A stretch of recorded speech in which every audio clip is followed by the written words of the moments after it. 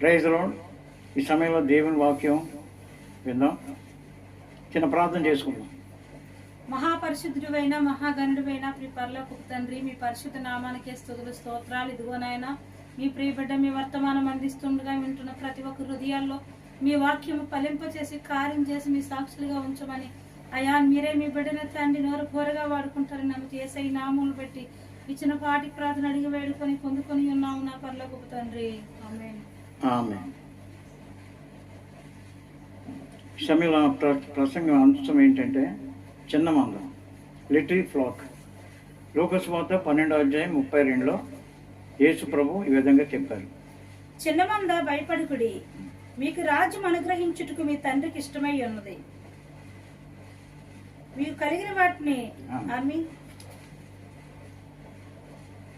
చిన్న మంద భయపడొద్దు, రాజ్యం అనుగ్రహించుట మీ తండ్రికి ఇష్టమై ఉన్నది అని యేసు ప్రభు చెప్పారు.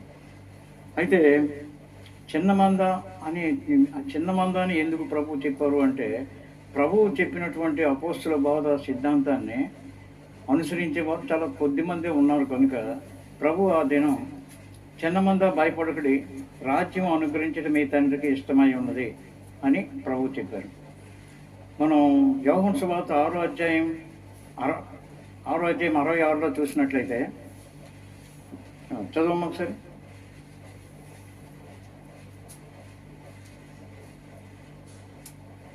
అప్పటి నుండి ఆయన శిష్యుల్లో అనేకులు వెనుక తీసి మరి ఎన్నడూను ఆయన వెంబడింపలేదు. అంటే యేసు ప్రభుని చాలా మంది శిష్యులు వెంబడించారు. కానీ వాళ్ళు ఏమనుకున్నారు, యేసు ప్రభు వర్తమానం చెప్పినప్పుడు వాక్యం చెప్పినప్పుడు ఇది కఠినంగా ఉందండి, ఇదేంటి నా శరీరం తినమంటారు, ఇదేంటి పోతా చాలా కఠినంగా ఉంది అని చెప్పి అప్పటి నుంచి ఆయనకు శిష్యుల్లో అనేక మంది ఆయనను విడిచిపెట్టి పదండ్రా పోదాం, ఇక యేసు ప్రభు అక్కర్లేదని చెప్పి అనేక మంది యేసు ప్రభుని విడిచిపెట్టి వెళ్ళిపోయారు. కానీ మిగతా ఎంతమంది మిగిలారు? 12 మంది మిగిలారు. ఆ 12 మందిలో ఒకడు ఇంకోటి ఉన్నాడు. ఈ 12 మందిలో ఉంటే యేసు ప్రభు ఏమన్నారంటే, మీరు కూడా నన్ను విడిచిపెట్టి వెళ్ళిపోతాను అని అడిగితే పేతురు ఏమన్నాడంటే, ప్రభువా మేము ఎక్కడికి వెళ్ళిపోతాం నాయన, నిత్య జీవం మాటలు గలవాడివి నీవే నాయన అని పేతురు చెప్పాడు. అంటే ఇక్కడ చిన్న మంద భయపడద్దు అని యేసు ప్రభు చెప్పారు. అంటే చిన్న మంది అంటే ఏంటి? ఆయన బోధలో ఎవరైతే నిలిచారో, ఆయన అపోస్తుల బోధలో ఎవరైతే నిలిచారో, ఆయన చెప్పినటువంటి ప్రతి మాటకి ఇది కష్టం, ఇది కఠినంగా ఉంది, ఇది చాలా ఇదిగా ఉంది యేసు ప్రభు యొక్క వాక్యం అని చెప్పి విడిచిపెట్టే వాళ్ళు ఎవరు కూడా ప్రభుతో నిలబడలేరు. కానీ అది ఎంత కఠినంగా ఉన్నా, ప్రభు బోధ కఠినం కాదు, అది నిత్య జీవం బోధ అన్నమాట. దేవుని వాక్యం ఉన్నట్టుగా చెప్పినటువంటి అపోస్తుల బోధలు ఉండేవారే నిజమైన శిష్యులు. అందుకే ఇక్కడ మనం చూస్తే దేవుడు అందులో సత్యంలో నిలబడే వాళ్ళు చాలామంది లేరు కనుక వాళ్ళు ఆ బోధ కఠినంగా ఉంది, ఈ బోధలో మేము నిలబడలేమని చెప్పి విడిచిపెట్టి వెళ్ళిపోయారు. మిగతా 12 మందిలో వాళ్ళు ప్రభుతో నిలబడ్డారు. అందులో యోధ ఇస్కరియోతు కూడా ధనాపేక్ష వెనక్కి వెళ్ళిపోయినట్లుగా మనం చూస్తున్నాం. కాబట్టి అపోస్తుల బోధలో నిలబడిన వాళ్ళే శిష్యులు అన్నమాట. మరి శిష్యుడిగా ఉండాలంటే ప్రభువు చెప్పారన్నమాట, ఎవడైనాను నన్ను వెంబడించ కోరినట్లయితే ప్రతిదినము తన శిలువను మోసుకొని నన్ను వెంబడించాలి, తను ఉపేక్షించుకొని వెంబడించాలి అని యేసు ప్రభు చెప్పారు. అంటే తాను ఉపేక్షించడం అంటే ఏంటి? మన సొంత ఆలోచనలు, మన సొంత అభిప్రాయాలు, మన సొంత ఉద్దేశాలు, మన సొంత ఇష్టాలు అయిష్టాలు ఇవన్నీ కూడా విడిచిపెట్టి ప్రభు చిత్తానికి సంపూర్ణంగా లోబడాలి. అయితే మొట్టమొదట ఈ చిన్న మంద సహవాసంలో ఈ చిన్న మంద అని చెప్పేసి చాలామంది చిన్న మంద సహవాసం, చిన్న మంద ఆ విధంగా మంచి డాక్టరీన్ బోధించి అనేక మంది శిష్యులు తయారు చేశారు. అప్పుడు అపోస్తలుడు క్రిస్టోఫర్ ఉండేటప్పుడు చాలామంది శిష్యులు తయారవడమే కానీ వాడు దేవుని సేవకు సంపూర్ణంగా ఎవరైనా వచ్చి ఆ చిన్న మంద ఫెలోషిప్లో ఉండేటప్పుడు ఆ అపోస్తల బోధన బట్టి వారితో ఉండేవారందరూ చాలామంది వారు ఫుల్ టైం అంటే సంపూర్ణంగా దేవునికి అప్పగించుకొని, సంపూర్ణంగా దేవునికి డెడికేట్ చేసుకొని, సంపూర్ణంగా దేవుని సేవకులుగా మారి అనేక మంది వాళ్ళ ద్వారా రక్షించబడిన వాళ్ళందరూ కూడా, చిన్న మంద సహవాసం ద్వారా రక్షించబడిన వాళ్ళందరూ కూడా దేవుని సేవ చేస్తూ ఉన్నారు. అయితే పాస్టర్ అపోస్తలుడు రాజన్, అపోస్తలుడు క్రిస్టోఫర్ ఉండేటప్పుడు చాలామంది దైవ సేవకులు తయారయ్యారు. కానీ ఇప్పుడు ఈ దైవ సేవకులు, ఇప్పుడు చిన్న మంద సంఘాల్లో ఈ దైవ సేవకులు తయారవట్లేదు.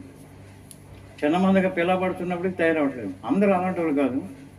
ఒకసారి ఒక సేవకుడి దగ్గర వెళ్ళి, మా పాస్టర్కి ప్రవచన వరం ఇచ్చారండి, ఆమె దేవుడు బలంగా వాడుకుంటున్నారు, God is using mightily my daughter అంటే, ఒక చిన్న మంద ఫెలోషిప్ పాస్టర్ ఏం చేశాడంటే ఆముదం తాగినట్టు ముఖం పెట్టాడండి. అంటే బైబిల్లో ప్రవచన వరం ఉన్నది కదా. ప్రవచన వరం అంటే అది మనిషి నుంచి రాలేదు కదా, పరిశుద్ధాత్మ ద్వారా వచ్చింది కదా. అందరు సేవకులు ఆటోలు కాదండి, కొంతమంది ఉన్నారు అలాంటి. లిటిల్ బాగ్ అని చెప్పుకుంటారు కానీ దేర్ ఇస్ నో ఎంకరేజ్మెంట్. అయితే ఒకసారి ఏమైందంటే, పెద్దాపురంలో పాస్టర్ ఇమ్మాన్యుయల్ గారు సినిమా దగ్గరికి వెళ్ళి ఈ విషయం చెప్తే అతను ఎంతో సంతోషించాడండి. ఒక కాకినాడలో ఒక పెద్ద మీటింగ్ పెట్టి మరి పాపని పాడుకోవడం జరిగింది. చాలామంది ఎంకరేజ్ చేయబడ్డారు. అలాగే కలకట్టాలో వెళ్ళేటప్పుడు అక్కడ ఒక దైవజనుడు, నతానియేల్ అనే దైవజనుడు, అతను లిటిల్ బ్లాగ్లో తరపేది పొందిన ఆయన. ఒకసారి ఆ ఇంటికి తీసుకెళ్ళి, ఇలా పాపకి వరం ఉందంటే ఆయన ఒక మెసేజ్ వినేసరికి ఈ పాపని పరిశుద్ధాత్మ దేవుడు బలంగా వాడబడుతున్నాడని అక్కడ ఒక బైబిల్ కాలేజీ ఉంటే వాళ్ళు ఇన్వైట్ చేస్తే ఇతన్ని ఇన్వైట్ చేశారు. యాక్చువల్గా మేము అప్పుడు గెస్ట్గా వెళ్ళాం కాబట్టి మమ్మల్ని ఇన్వైట్ చేశారు. ఆయన ఏం చేశాడు, మిమ్మల్ని వాక్యం చెప్పండి అని ఆ పాస్టర్ గారు, ఆ దైవజనుడిని నతానియేల్ పాస్టర్ గారిని పిలిస్తే ASHA please come and share the word of God invite చేశాడు. అంటే అప్పుడు ఈ పాపని ఇన్వైట్ చేసినప్పుడు, ఎందుకంటే ఆమెలో గిఫ్ట్ని చూసి, ఆమెలో ప్రవచనవరం చూసి ఇన్వైట్ చేస్తే, అప్పటికి అమ్మాయి ఇంటర్మీడియట్ అవుతుంది, 19వ సంవత్సరం వయసులో, 18వ సంవత్సరం. అప్పుడు దేవుడు ఏం చేశారు, చాలా పాస్టర్ల మీటింగ్లో చాలా ప్రవచనాత్మక సందేశంతో బలంగా వాడుకున్నారు అన్నమాట. దేవుడు బలంగా వాడుకునేసరికి చాలామంది అక్కడికి వచ్చినటువంటి పాస్టర్గా ట్రైనింగ్ అయిన అనేకమైన దైవ సేవకులు చాలా బాగుందని మెసేజ్ అని చాలా ఎంకరేజ్ చేయబడ్డారు. ఈ చిన్నపిల్ల ఒక అయినంటే ఆ ప్రిన్సిపల్ గారు ఏమన్నారు, అక్కడ ఒక అతను ఉన్నారన్నమాట, అమ్మ నువ్వు చిన్నపిల్లవైనా సరే ఒక 60 సంవత్సరాల ఎక్స్పీరియన్స్లో మాట్లాడాలంటే ఇది మానవ స్వరం కాదు, పరిశుద్ధాత్మ వాయిస్ అని చెప్పి అన్నారు. ఎందుకంటే ప్రవచనం క్షేమాభివృద్ధి కలుగజేస్తుంది. ఎందుకంటే ఆ దైవజనుడు ఒక మంచి దైవ సేవకుడు దగ్గర, రాజన్ అనే అపోస్తలుడి దగ్గర ట్రైన్ అప్ అయ్యాడు కాబట్టి అతను దేవుడు చిన్నపిల్లలు కూడా వాడుకుంటారన్న సత్యాన్ని ఆయనకు తెలుసు. ఆయన ఎంకరేజ్మెంట్ చేసేవాడు. అప్పుడు దేవుడు చాలా బలంగా దేవుడు వాడుకొని ఎంతో అద్భుతంగా దేవుడు వాడుకున్నారు అన్నమాట. ఈయన ఏంటి ఆముదం తాగినట్టు ముఖం పెట్టాడు. అందుకే ఇప్పుడు అదేవిధంగా ఆయన సేవకులు అపోస్తలుడు రాజన్, అపోస్తలుడు క్రిస్టోఫర్ ఉండేటప్పుడు ఎంతమంది దైవ సేవకులుగా కమిట్మెంట్ చేసుకుని డెడికేట్ చేసుకున్నారు. వాళ్ళు చనిపోయిన తర్వాత ఇప్పుడు ఎక్కువ మంది ఫుల్ టైం డెడికేట్ చేసుకోవడం లేదు. కారణం ఏంటో తెలుసా, ఏదో తేడా వచ్చింది బాగులో. చిన్న మందని పిల్లపడుచుకొని తేడా ఉందన్నమాట. ఇప్పుడు అయినటువంటి చిన్న మందుల సహవాసంలో ఉన్న దైవ సేవకులు అందరూ కూడా క్రిస్టోఫర్ ఉండేటప్పుడు, రాజన్ ఉండేటప్పుడు తయారైన వాళ్ళే కానీ ఇప్పుడు ప్రస్తుతం తయారవుతున్నారా, ఫుల్ టైం ఎవరు సమర్పణ చేసుకుంటున్నారు. అంచేత ఎక్కడో వచ్చింది తేడా. అంచేత ఏంటంటే ఇప్పుడు చిన్న మందులో సేవకులు తయారవుతున్నారు. కొంతమంది అయితే డాక్టర్నే మానేశారు చిన్న మందు సహవాసం. అందుకేంటంటే ఎవరైనా ఒక ప్రవచన వరం ఉంటే అది ఎంకరేజ్ చేయమని చెప్తాడు పౌలు గారు. ఇక్కడ చూడండి, రోమావు రాసిన పత్రిక 12వ అధ్యాయం 5వ వచనం.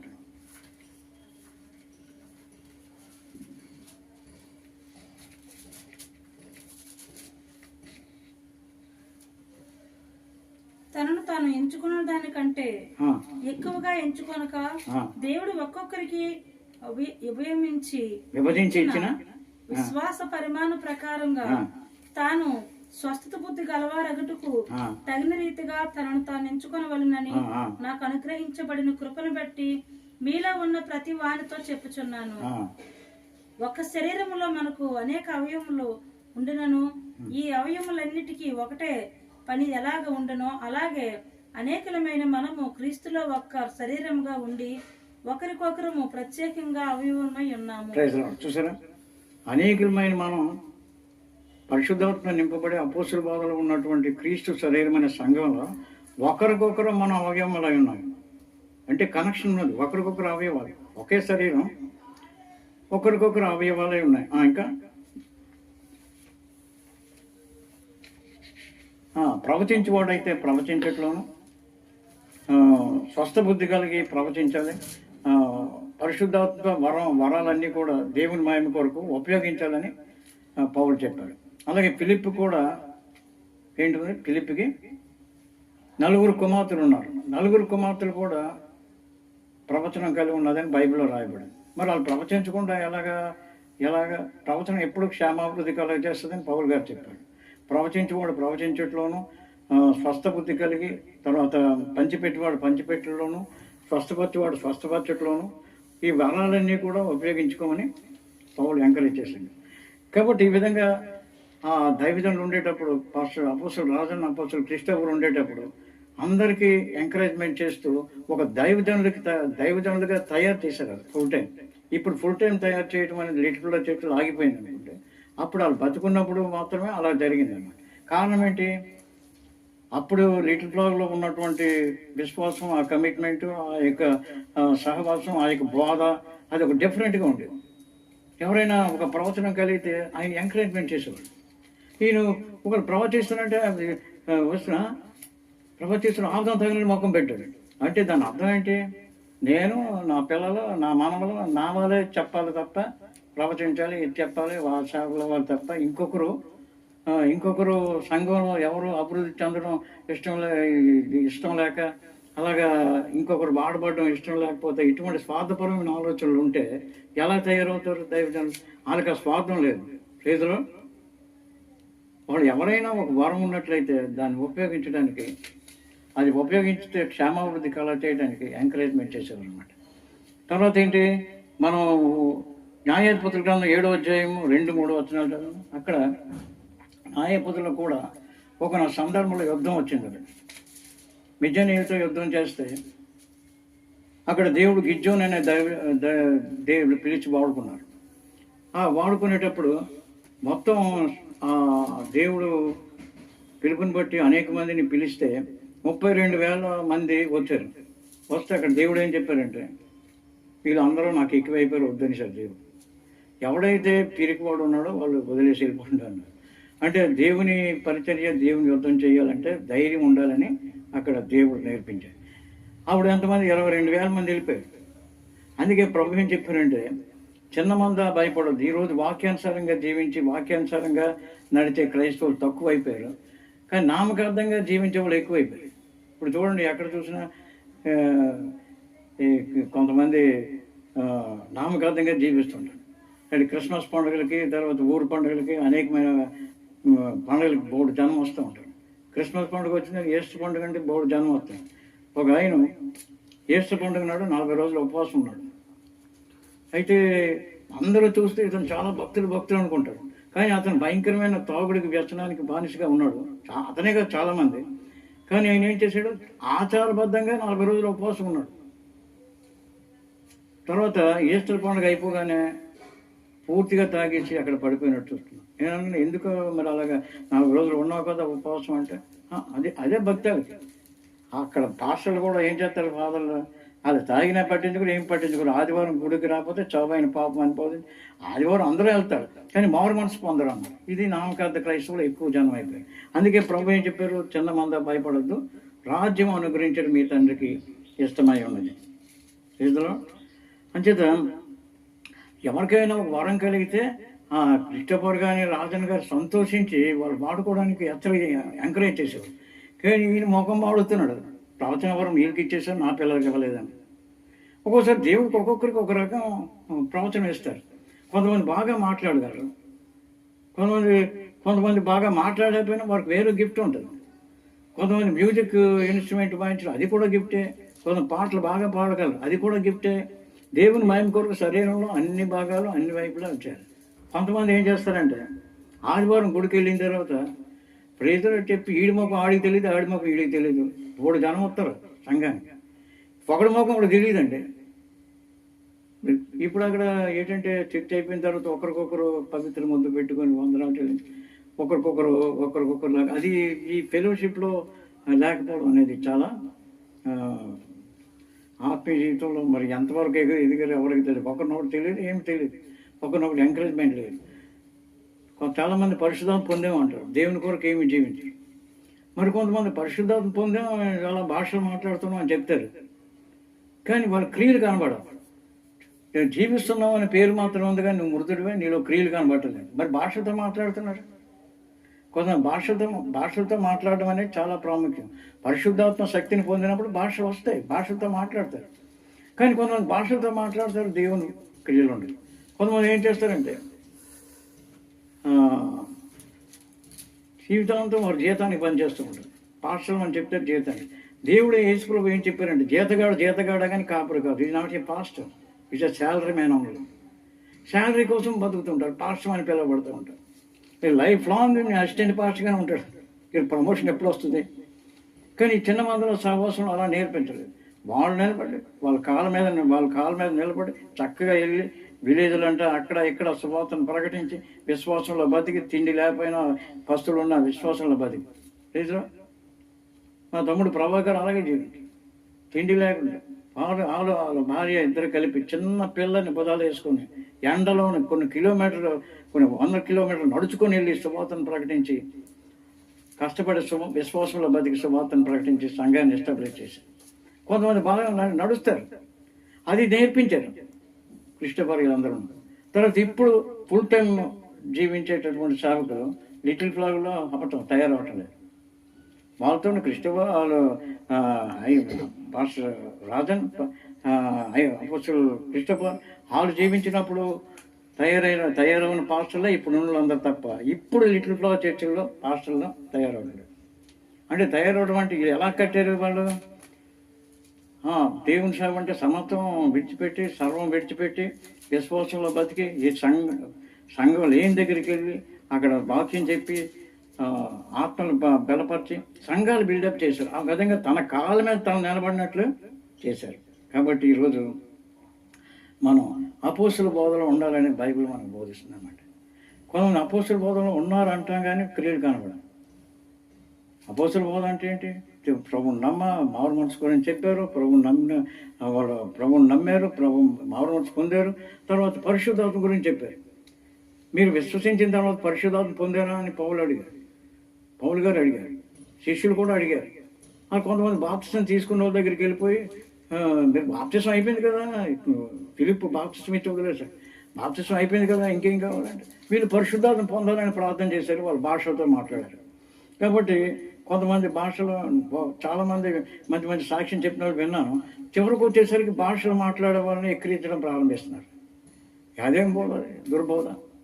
కానీ పరిశుద్ధాత్మకు వ్యతిరేకంగా మాట్లాడేవాడికి ఏ యుగం మందైనా రాబో యుగం మందైనా పాపక్షేమం లేదు. నీకు అర్థం కాకపోతే నోరు మూసుకొని ఉండాలి, కానీ భాషలు మాట్లాడే ఇలా ఎక్కిరించడం ఏంటి? అంత మంచిగా సాక్ష్యం చెప్పి చివరికి వచ్చేసరికి భాషలు మాట్లాడడం ఎక్కిరిస్తున్నారు. అలాంటి వాళ్ళు పరిశుద్ధాత్మ పొందలేరు. వాళ్ళు బుద్ధి లేని కన్నీలాగా ఉండిపోయి విడిచిపెట్టబడతారు. కాబట్టి అందుకే మారు మనసు పొందిన తర్వాత మారు మనసు పొంది బాప్తిసం పొందిన తర్వాత పరిశుద్ధాత్మలో బాప్తిసం పొందడానికి వెయిట్ చేయాలి. ప్రభు ఇస్తారు తప్పకుండా.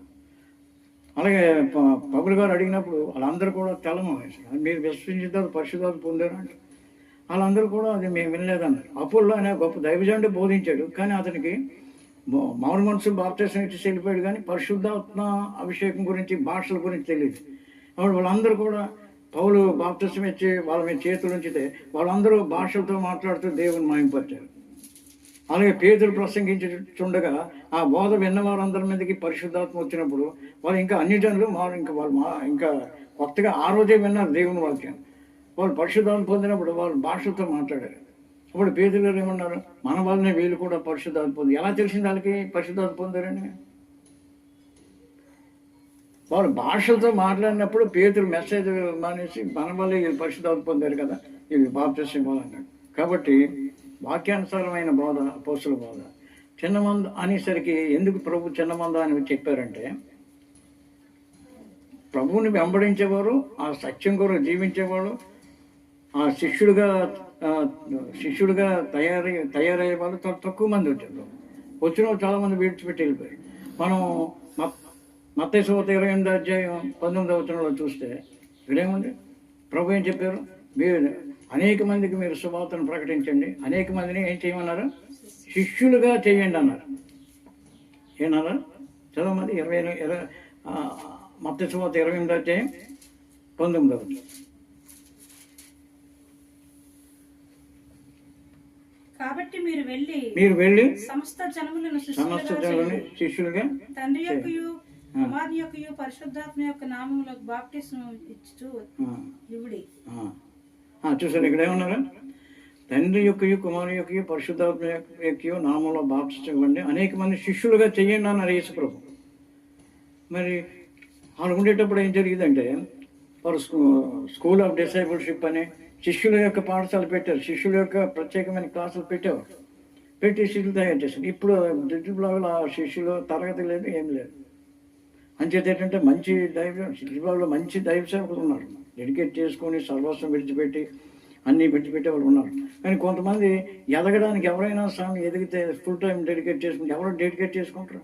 నువ్వు ప్రవచించే వాళ్ళని సంఘంలో ఏదైనా ప్రవచనం ఉందంటే ఆముదం తాగినట్టు మొఖం పెట్టి ఇష్టం లేని మొఖం పెడతాడు. అంటే ఆ సంఘంలో మీ కుటుంబం ఒక్కటేనా? సేవకుల వలస కుటుంబం ఒక్కటేనా ప్రవచించాలి? అలా అది స్వార్థమైనది మంచిది కాదు. కాబట్టి ఏంటంటే ఇప్పుడు లిటిల్ ఫ్లవర్ చర్చిలో ఫుల్ టైం పాస్టర్లో తయారవటం లేదు. అప్పుడు అపోస్తులు రాజన్న అపోస్తులు క్రిస్టోఫర్ ఉండేటప్పుడు ఫుల్ టైం పాస్టర్లు బోర్డు మంది కొన్ని వందల మంది తయారయ్యారు. వాళ్ళు కాళ్ళ మీద వాళ్ళు నిలబడి సంఘాలు కట్టారు. ప్రైజ్లో. కాబట్టి అపోస్తుల బోధ అనేది చాలా ప్రాముఖ్యమైనది. ప్రతి ఒక్కరు కూడా శిష్యుడిగా మారాలని దేవుడు ప్రాముఖ్యమైనది. కాబట్టి ఈ సమయంలో ఈ యొక్క వాక్యాన్ని బట్టి దేవుని నామాన్ని బహుగా తెలుస్తున్నాను. ఈ మాటలు ప్రభు వెనుకల్లో మన వెనుకల్లో ప్రభు దీవించుగాక. ప్రైజ్ రామ్. ప్రార్థన చేసుకుంటున్నాయన. కృపామయుడ మహాగణుడ గోనాయన వ్యక్తపడుతున్న వర్తమానం ప్రభా వింటున్న ప్రతి ఒక్క హృదయాలు నీరు కట్టి ఫలింప చేసి మీ సాక్షులుగా ఉంచమని నజరేయుడైన యేసయ్య నామములో పెట్టి అడుగుచున్నాను తండ్రి. ఆమేన్.